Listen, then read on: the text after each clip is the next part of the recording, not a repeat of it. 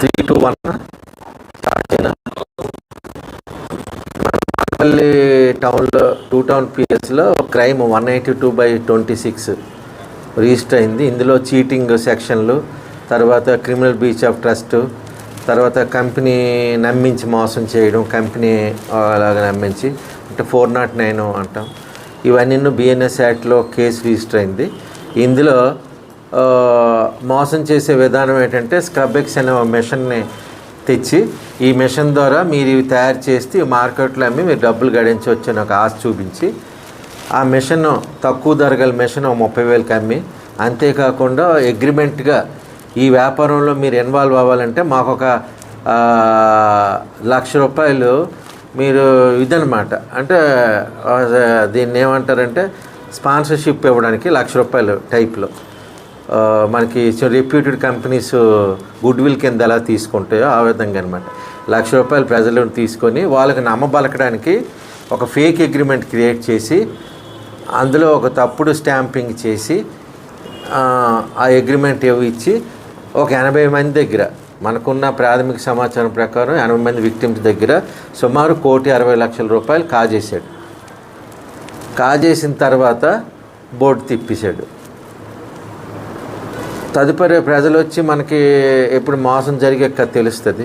మనం చెప్పిన తర్వాత ఇది ఇమీడియట్గా ఎఫ్ఐఆర్ రిజిస్టర్ చేసి తిరుమలకొండ రమేష్ అనే ముద్దాయిని పట్టుకోవడం జరిగింది. ఇంపార్టెంట్ ఆయన అంటే ప్రైమ్ అక్యూజ్డ్ అంటాం మేము.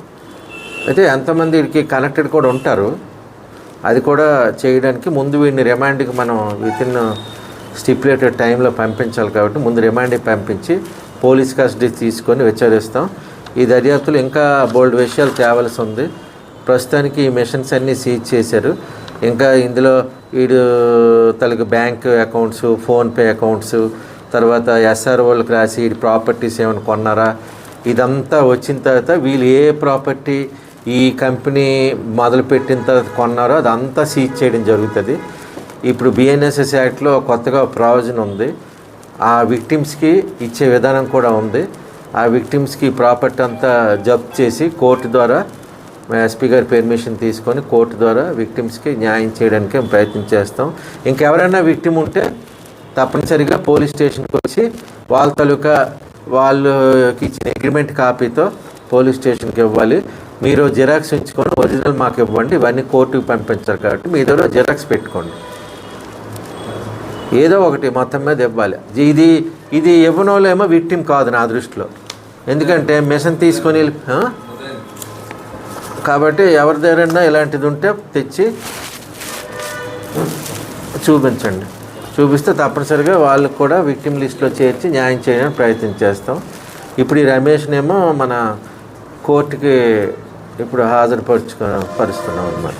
వేగంగా చేశారు, ఇంకా చేయవలసి ఉంది, అది తప్పనిసరిగా చేస్తాం.